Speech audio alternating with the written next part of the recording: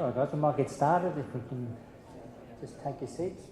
My name is Russ Willing. I'm from the Department of the Environment, and it's with pleasure today I present Helena Steenkamp, Jacobus Wiitbooi, and Phillipa Holden from the Khomani San Park and Traditional Committee. And they're going to talk to you today about culture, conservation, and livelihoods in the Kalahari. Welcome.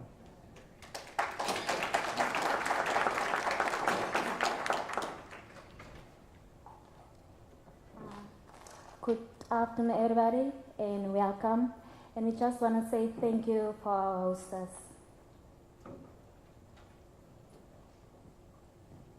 And I want to just to explain who we are is the Khomani San.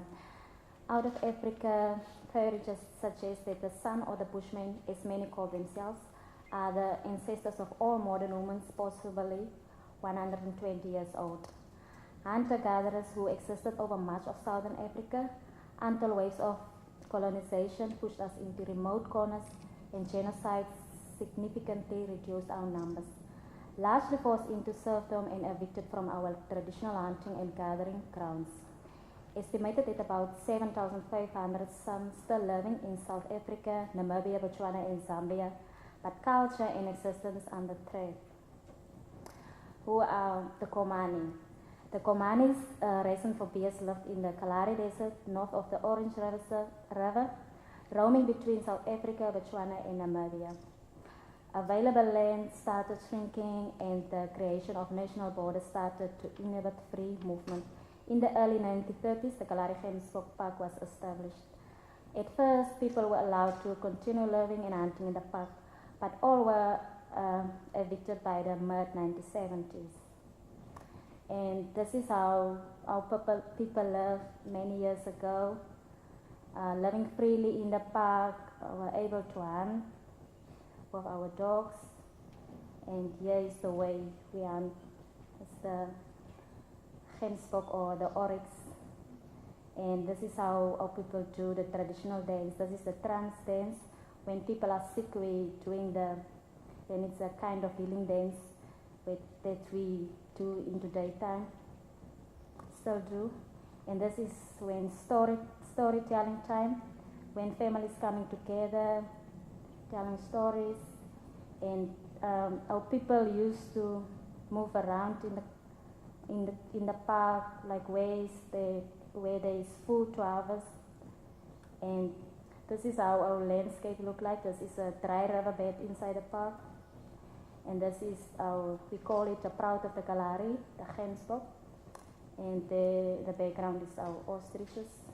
And here is the wildebeest with the camelthorn tree. And this is the Kalahari lion. And the black-backed jackal. And this is how our landscape look inside the park. This is the stormy where our sand dunes is. And this is the night owls. And this is the eland, the giraffes, and the tortoise. And Phillipa is going to explain about our land claim. Thanks. Afternoon, everyone. So after people were evicted from the park, people dispersed onto farmland. Some lived on the road to the park. And the Phillipa clan moved down to a dude ranch in the Cedarburg in the Western Cape and fortuitously encountered human rights lawyer Roger Chennels there. This was in the 90s, after apartheid and the start of a new democratic government. And Roger Chennels suggested, after some discussions with the Phillipa clan, that perhaps it would be an opportune time to lodge a land claim for land in the park. And this would be in terms of the 1913 Land Restitution Act. So the land claim was not an ethnic or an Aboriginal claim. It was in terms of the dispossession that the black majority of people, in terms of the dispossession that people suffered.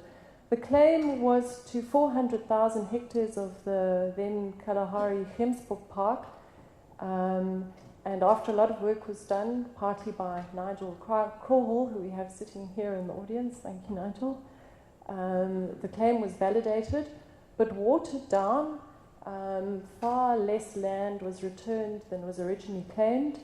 And on top of that, the government, fearing a backlash possibly from the first peoples of the country, expanded the claim and brought in people of San origin but from further afield, which caused an element of conflict between people who hadn't lived together as clan members or a community previously to that. The first settlement agreement was signed by then Deputy President Thabo Mbeki in 1999, Human Rights Day in South Africa. And that agreement returned 25,000 hectares of land in the park to the Khomani. It also gave them commercial rights to a certain part of the park where a lot of game is and where tourists travel up and down the Arb River. And it gave them symbolic rights, or gave the Khomani symbolic rights to the rest of the 400,000 hectares that were claimed. So those rights included the right to harvest plants, magical medicinal plants, edible food plants, to hunt, to spend time on the land. 6 farms were also given to the people or returned to the people. And 2 of these were earmarked for traditional use, including traditional cultural purposes, tourism, and so on. And 4 of those farms were earmarked for stock farmers. A lot of the people who had become more westernized had started to engage in livestock farming activities, and that is where their interest lay.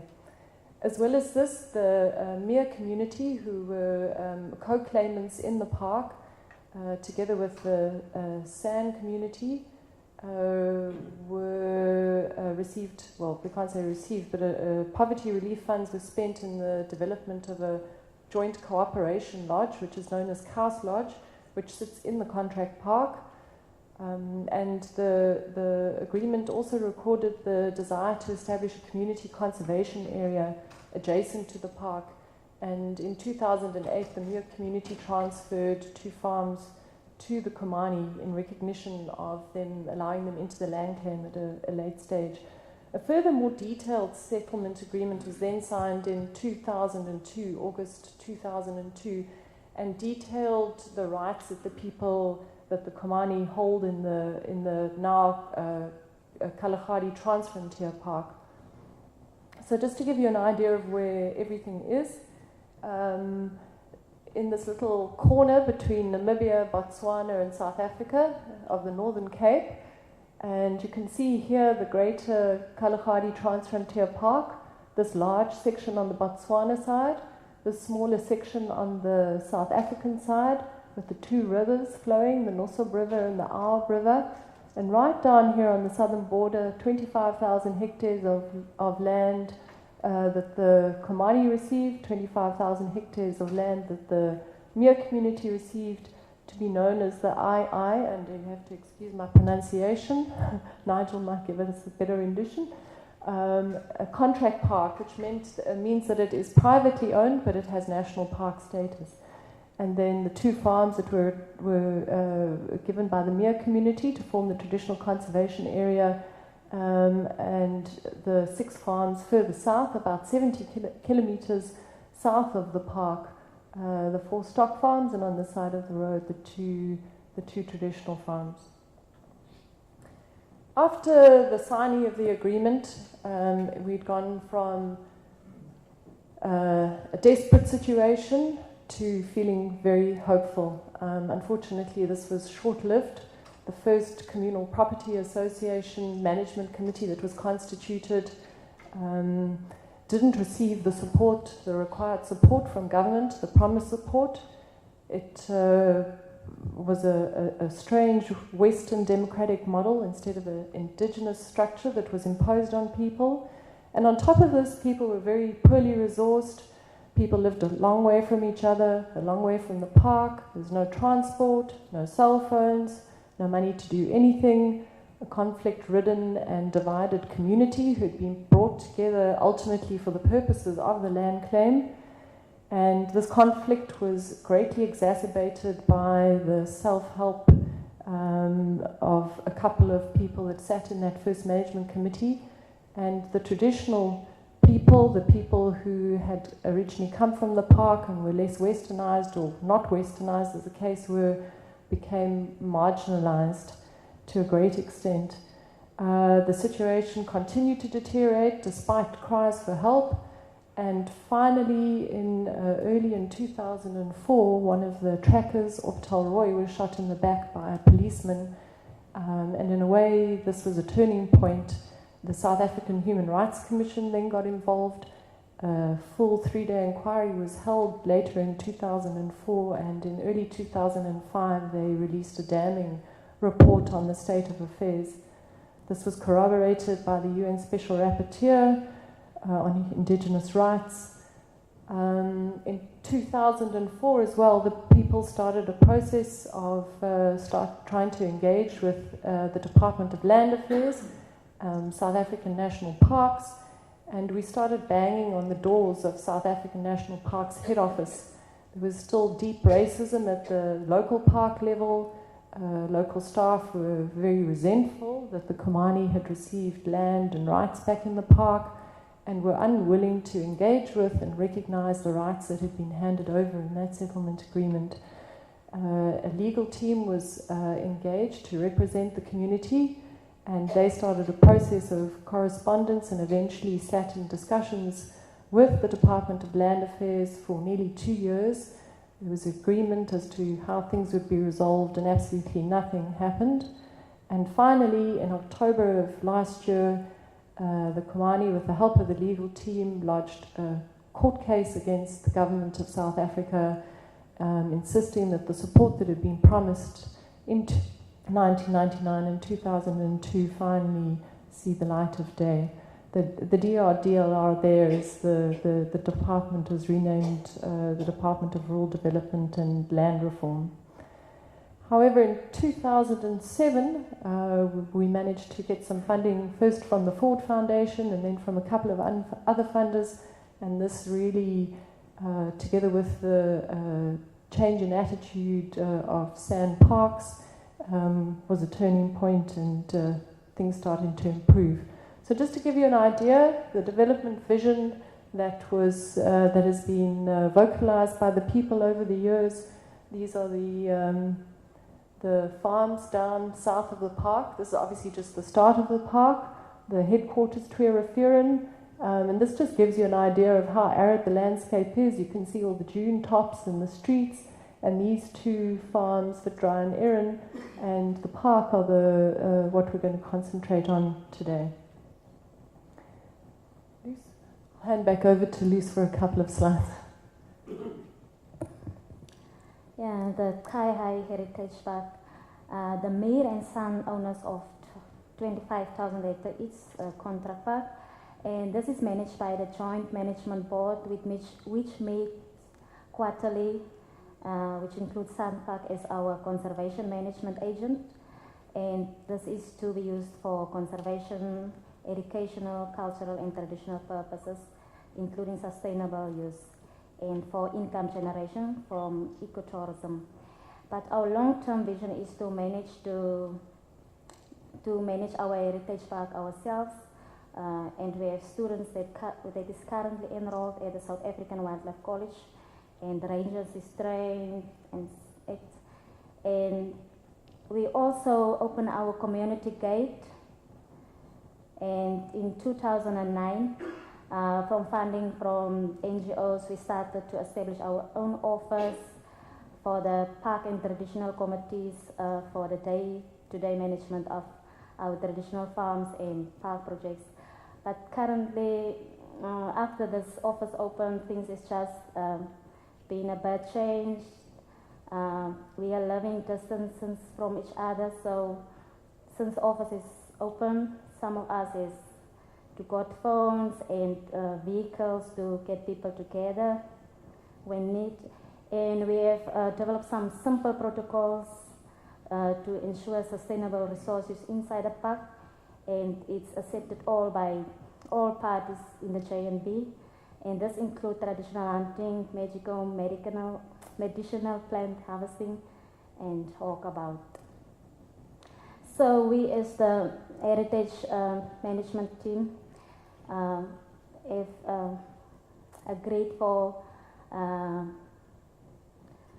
permits which been issued by us in the Bushman Council office for when community people want to go inside the park for harvesting medicinal plants and to hunting like animals like the springbok and whatever. So we as the office issued permits but to use it sustainable, we need to give people permits to go inside so that we can have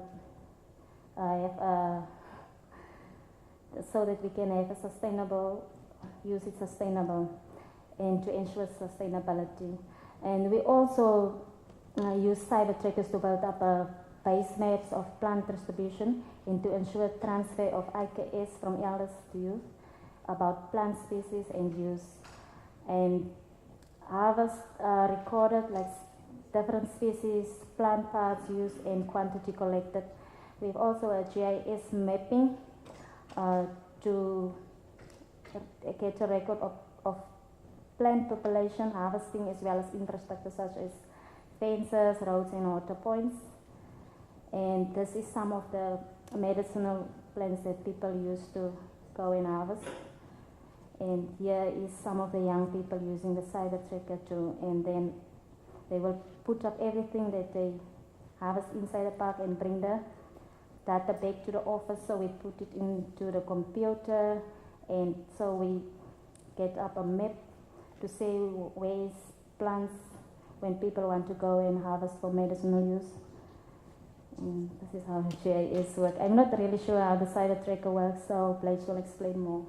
Jacobus. Hello everyone, my name is Jacobus, so my colleague call me Blake, I don't mind.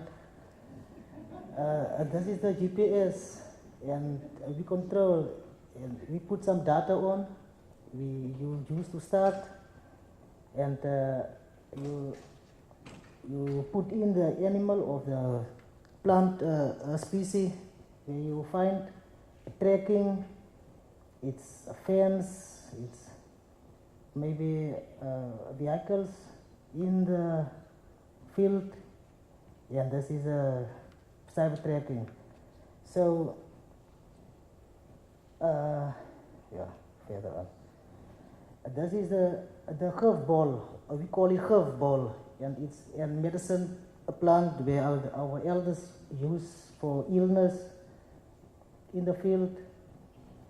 This is the woodia, and this is a plant we use of we eat him when you are in the field and you are hungry, and you can eat him for health only. This is only the devil's claw, and we call it in my mother's language, elders' language, we call it the kamagu, and this is the devil's claw.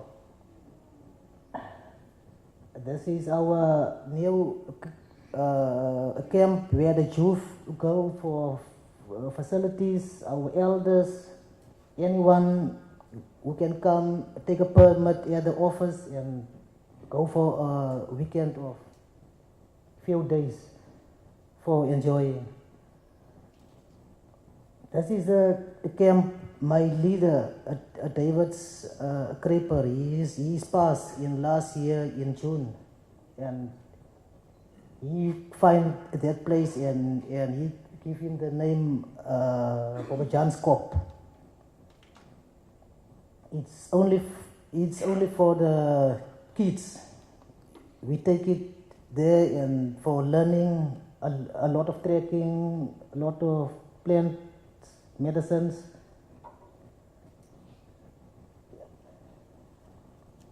Thank you. So tourism is obviously a main livelihood strategy alongside with stock farming. In 2010, the African Safari Lodge Foundation was involved in developing a tourism master plan for the area, which looked at the community's assets and made recommendations about suitable tourism products and priorities for development both in the farms, on the farms and in the park. A guide and tracker association was established to set rates and codes of conduct, and a number of guide and tracker training programs have been undertaken and accreditation commenced. In order to work as a guide or a tracker, you have to be registered with the authorities. So whilst people might have an incredible depth of knowledge, they still have to get the permit from the authority. We've also had students at the South African Tourism College for hospitality training. We've got some young ladies at the film school, Big Fish Film School. So all sorts of capacity building taking place. This is a picture of Couse Lodge, which we already mentioned, co-owned by the Mere and the San. It's operated by a private concessionaire, so there's a percentage of turnover is paid to the communities, and employment opportunities are provided to the communities. Then to come to the traditional farm of Erin. In 1999, the vision was voiced by the people that this would be the model game ranch of the Kalahari, and after many years of one obstacle after another, in 2009 we finally got going on with the detailed planning of how that farm would be developed, and management and business plan was developed. Erin was fully restocked with wildlife, the fence was fixed, and the aim being to use it for commercial hunting and for ecotourism with a focus on sand tracking and bush skills. This was financed out of community development funds, by donations, and then by a philanthropic investor with a favourable loan. Income is earned from commercial hunting, wildlife viewing, trails, and the whole cultural experiences that is offered to visitors. After the hunts, meat is distributed to the community, to the elderly and the extremely disadvantaged, should I say, at no cost, and then at a very low cost to the rest of the community. Skins go to the crafters. People have done tanning courses. There's always a shortage of natural materials for craft production, and the whole affair is managed by the office. Luce is actually our office manager, and by Blade and his team of rangers, providing further jobs for trackers, hunting guides, and so on. And I think Blade will want to explain about the pictures that we've got here. Thank you, Phil. Yeah, this is every year in the winter seasons, during May, June, July, and August. The hunters come to us to hunt on our farm, to help us with income. And this guy is my uncle, and he's our own Bushman trackers. And this is our cool room. You see, we had nothing electricity in these days in last year. Yes, sorry. We had nothing electricity, so we use also generators. We work for petrol, and for only 4 days, it's more than 800 rand. In the first time when the office opened in 2009, I worked as a game farm assistant, me and a woman colleague. And this is our young guys, the rangers, field rangers. And so he's for only 2 years now in. Yeah, but this guy was sometime in the early days, he was very naughty, but now he's respectful. Yeah, by that scenario, we are busy with our solar pump, the dumper pump of monopump, and he was broken, and we put it out. Yeah, this is also in Erin. This is a game drive, our own game drive. So we put some tourists in to show him some game, the field, with our trackers. Come, move. One of our trackers. This is one of our trackers. That guy, this is our driver. And this guys who sit here is our sponsors who helps us with finance and okay, thank you very much and thank you for inviting me and my colleague Luce so far from our house, and I think I put it as a miracle. Wow. We're not finished, but it is a miracle where we've got to. So the farm, Wiitbooi, the other traditional farm, also a management and business plan developed for that. That's also for traditional use. The idea is that once Erin is fully stocked, that the game will be moved over to Wiitbooi for subsistence hunting, skins, and again, skins for craft production, and meat possibly for packaging and labeling as a fair trade product. There's also a medicinal plant project that the CSIR is running, currently in the viability testing phase, but the idea is to get commercial production going of summer melon. The seeds will be ground up and the oil used for beauty products, devil's claw and so on. And then further to rehabilitate the farms, to reintroduce, a lot of them were very impacted by heavy grazing from stock farming, so rehabilitating the farms with medicinal plants. And there's also further income to be received by the community in terms of benefit sharing and the marketing and sales of scaletium. There's a new lodge that's planned for the just close to Tuirafira, the headquarters of the park, in an absolutely beautiful spot and ideally located for tourism. Sanparks has offered that this be embedded in their reservation system, which means that within a couple of years of establishment, we should be able to achieve quite high occupancy rates and start to earn a reasonable income. Again, this is funded by a favourable loan from a philanthropic investor, and it will be operated by a community-owned company with skills externally appointed until management capacity is built. And obviously there will be a whole training plan, be part of the agreement and upskilling so that eventually it's 100% community run and managed. Also various programs for small business development. Challenges here relate to lack of access to capital, or cheap capital should I say, and the need for long-term mentorship.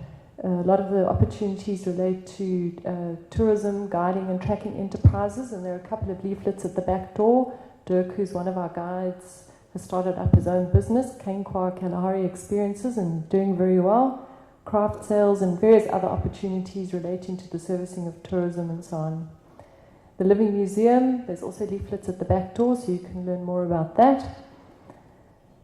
Heritage and culture, there's a World Heritage Site nomination process underway and the nomination dossier is currently being prepared. Funding is sought for the development of a world-class heritage centre to be located in the park, with a satellite centre close to where the people live, and on-live archives so that the rest of the world can access it and see it, and a return, very importantly, of the archive to the Kalahari. A lot of the research work that was done is housed elsewhere in Canada, the UK, far away from the people, inaccessible to the youth, and it's critical that this comes back. There'll be training of cultural guides to work at the Heritage Centre and in the park, and then providing a further opportunity for income generation and employment. And this was a photo of a trip taking the young guys to the Origin Centre at Wits University. And a lot of the centre is about San culture, and it was, you could see a very marked difference in the way that the young men walked into the place and the way they walked out of the place, with a sense of, wow, we actually matter. The rest of the world thinks we matter. Branding and marketing. Grid, branding company in South Africa, as part of their CSI work, came together with the Khomani San community to develop a logo, and that whole process was very constructive. The logos provided an identity for people to unite behind. It looks to the future. I think it's quite a sophisticated logo, but it's grounded in the past. The eland that is there is an incredibly important symbolic animal for the Khomani. Other marketing has included website, media articles and brochures, but very importantly, step by step with the marketing as we find our feet. We have a rush of tourists that we can't handle. And this is Omar Kuna, one of our recently passed elders. Just a picture of some of the community members looking at the logo options and having their say about what they felt would be good. Key challenges common to many and most indigenous peoples around social problems, alcoholism, drug abuse, the need for skills development, the need to get the youth moving and involved, accessing funding and suitable funding where the funding cycles of an adequate length, long-term support is needed, and where we drive the agenda as opposed to the funders driving the agenda. And critically, probably most critically at this point, as many of the elders have passed and few are left, is a transmission of knowledge between generations and the maintenance of our cultural identity. Opportunities revolve largely around culture, and in South Africa as well around the potential for fundraising from corporates as they're obliged to well, if they want to earn their BE points, they're a good target for fundraising. Responsible enjoyment of our rights in the park, and leapfrogging, making use of alternative and innovative technologies in the knowledge economy. And then finally, lessons. Appoint people to do jobs. Committees are there to oversee and provide guidance. After many years of trying to have committees direct things, we've realized it's not the way to go. You need to develop a vision that everyone buys into, detail it in a management plan, and appoint people to implement it. And committees can make sure that everything's been done properly, but they're not there to do the day-to-day work. Good technical support and long-term mentorship is critical. One bad apple can rot the cart. Corruption and theft cannot be tolerated. It undoes all the good work that is happening. Government needs to do its bit. It needs to set a level playing field. Inclusive, holistic planning with a long-term vision to anchor people is needed, and then step by step along the way. And then finally into the future, making sure that we take that which is of value to us, having choices, creating opportunities, and finding the balance in the way forward. And that's our beautiful logo. And that's us if you want to learn more about us. Thanks, everyone.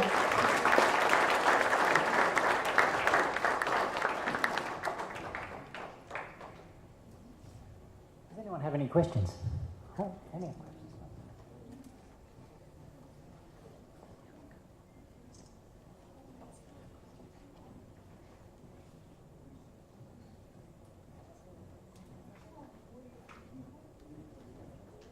Hello. Thank you very much. Your presentation has been exciting. One of the things I want to find out from you is your key challenges when you enumerated that. You see, you live in an area where it's a desert, so to speak, but then there are other opportunities. You know, the Devil's Claw has been on the international radar for some time on ABS, and that people have been looking out for it. But it's a wild plant, and we want to find out what are you doing to make sure that you sustain its use, because people take a lot and then other people started exporting long ago, and I want to find how you are doing to sustain it. And then secondly, what are you doing to plow back some of your resources into education and welfare, other things like health, like that, when you make the money from culture and tourism, and what are you doing with your money, and then how are you plowing back to society to increase livelihood and opportunities for other people? Thank you. Thanks very much. So firstly, the Devil's Claw, the trials are actually around growing the plant. So as opposed to wild harvesting, we've got plant trials to see if it can actually be viably cultivated. So it's not the harvesting of wild plants. And then, of course, the testing of those cultivated plants to see how effective they are, their efficacy. In terms of the development funds, we are only just starting to earn an income. We need to cover our costs. We need to pay back loans. although there are long-term loans. And then the funds will go back into community development. A foundation is going to be created which the community together with external stakeholders sit on and guide that development according to the community's priorities around health, schooling, and all of those social challenges that we named. Yeah. I wanted to know that how successfully you are addressing the issue of bushmeat hunting in your conservancy, in your area. Number one, and secondly, this equitable distribution of the seeds is a very, very important thing. So though you are not distributing it now, but I will appreciate if you devise a formula, because we are also doing the same thing in one of the protected areas, community protected areas in Pakistan. So that would be very helpful for you to devise a formula to share the seeds accordingly to all, because otherwise there will be a conflict. So I would like to know your how your this bushmeat issue is tackling by your organization. Well, firstly, with regards to the park is managed by the South African National Parks, and there's a very low level of poaching. I don't even think there's any poaching really taking place in the park. And then on the farm, Erin, Blades can answer further, but his team conduct anti-poaching patrols, and there's no evidence of poaching. The community is in full support of something that's finally working for them, proud of the place, proud of what's happening, and standing together to make sure that there isn't any poaching taking place on it. In terms of the benefits that are flowing, the first level of benefits is jobs for people that have been created.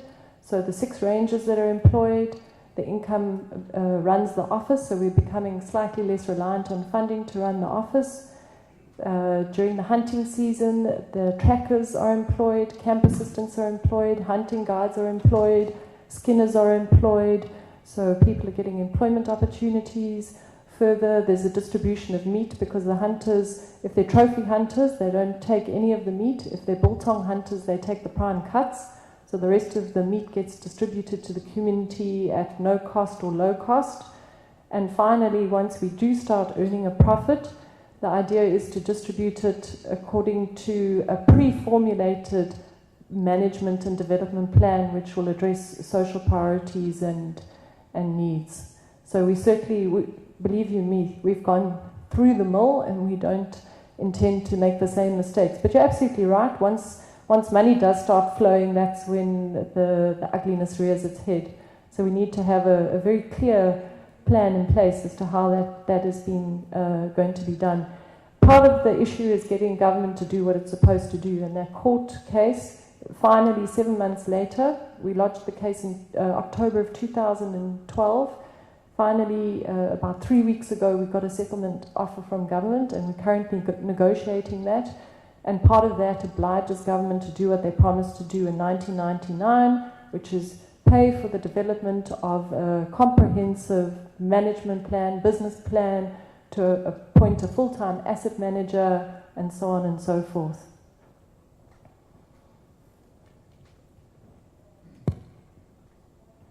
Yeah, I'm just interested in the land tenure system, given the fact that the land now has been reclaimed to the San. What is the current land tenure system? It's privately owned land, so although it's a community that owns it, it falls into the private land ownership. So we don't have a problem of people that are external to the community. Well, I say we don't have a problem of people moving in, but there are sometimes people that come to squat and get involved, but it is privately owned land, so it's not communally owned. So, but obviously there is an issue because not everyone agrees about how things should be used. 4 farms, as I said, are for stock farming, and the other 2 traditional farms for wildlife.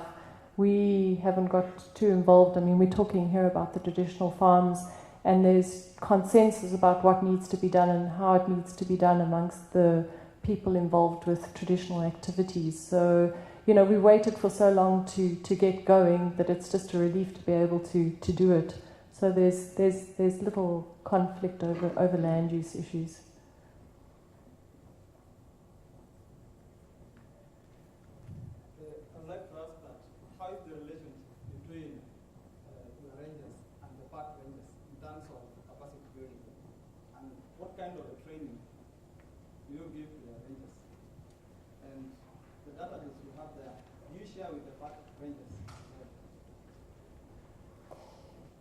Our people haven't been too active in the park yet. This is something that we've got to take up with Sanparks again. There was an attempt for our guys to work with the park guys, but it fell a bit flat. It's something that's got to be addressed. In terms of the harvesting and so on and our activities, the office feeds that information back to Sanparks. How often do we do that? About twice a year. Every end of the month. At the end of every month? Gosh. Okay, so at the end of every month we feed information back to the park about resource use in the park.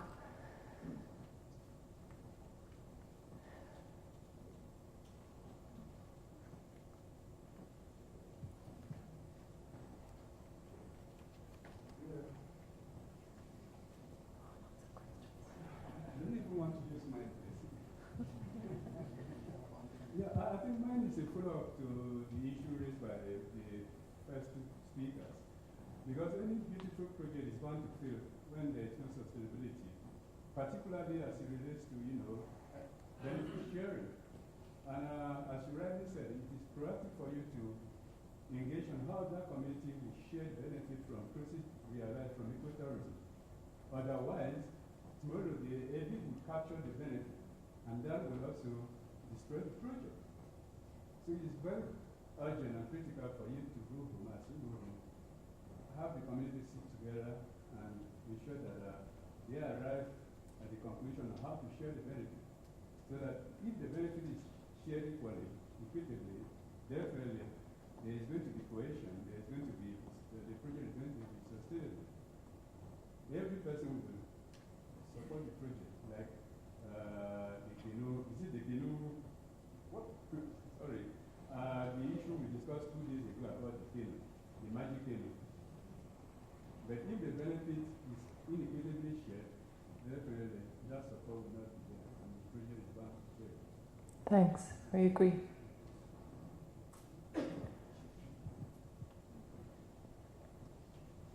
Any more questions?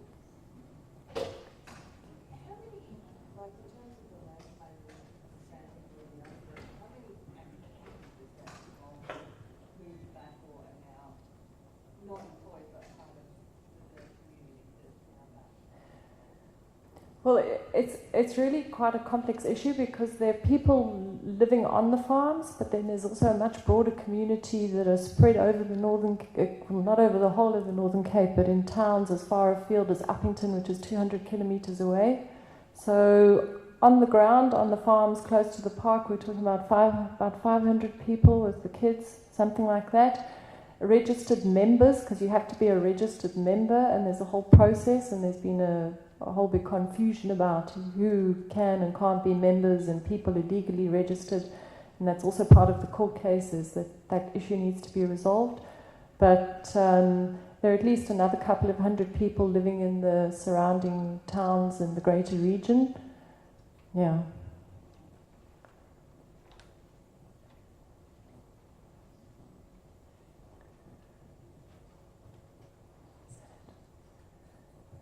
Thanks for all your questions and for being here. Thank you everyone, and thanks to come and listen to our presentation. Thank you.